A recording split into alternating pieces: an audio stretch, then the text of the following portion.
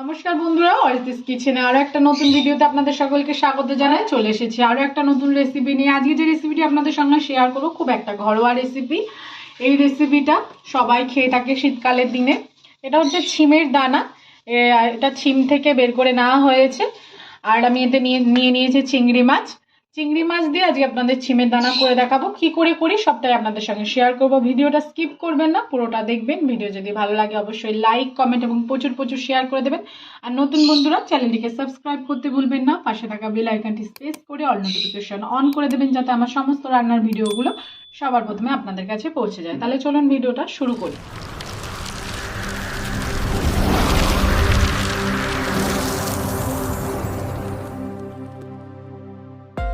এখানে আমি ছিমের দানা নিয়ে নিয়েছি চিংড়ি মাছ পরিষ্কার করে ধুয়ে নিয়েছি, আদা নিয়ে নিয়েছি কুচি, আর কাঁচা লঙ্কা নিয়ে নিয়েছি।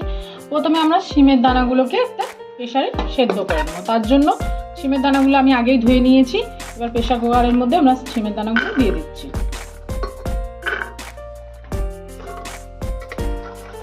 এর মধ্যে দিয়ে দিচ্ছি পরিমাণ মতন লবণ, আর দিয়ে দেবো পরিমাণ মতন জল। দিয়ে আমরা দুটো সিটি দিয়ে দেবো।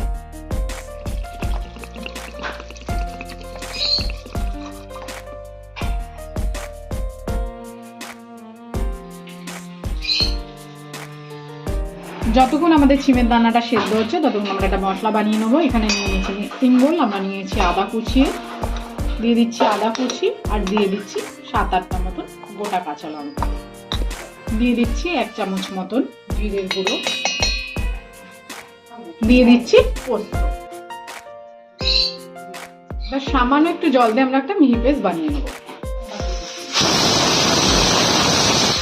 ছিমের দানা সেদ্ধ হয়ে গেছে, এবার এটা ঠান্ডা হলে আমরা খোসা ছাড়িয়ে নেব।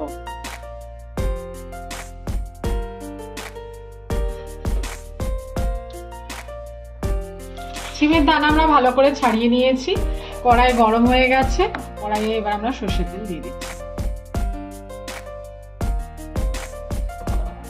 তেল আমাদের গরম হয়ে গেছে, এবার তেলেতে আমরা ফোড়ন দিয়ে দিচ্ছি গোটা জিরে, শুকনো লঙ্কা, 2টো তেজপাতা। ফোড়নটাকে আমরা ভালো করে প্রথমে ভেজে নেব, যতক্ষণ না ফোড়ন থেকে একটা সুন্দর গন্ধ বেরোচ্ছে।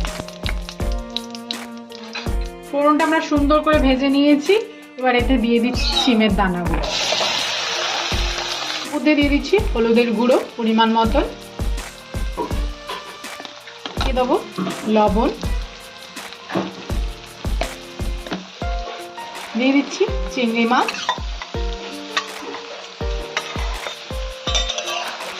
সবকিছুকে ভালো করে মিশিয়ে নিতে হবে, আর 2-5 মিনিট হালকা করে এটাকে ভেজে নিতে হবে।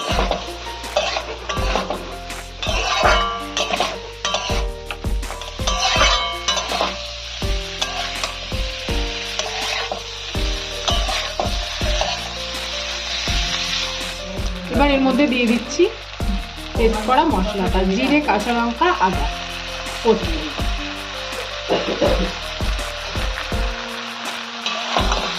মশলা দিয়ে ভালো করে মিশিয়ে নিতে হবে।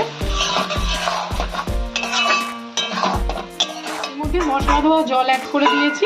এবার ভালো করে কষিয়ে নিতে হবে যতক্ষণ না মশলার কাঁচা গন্ধটা যাচ্ছে।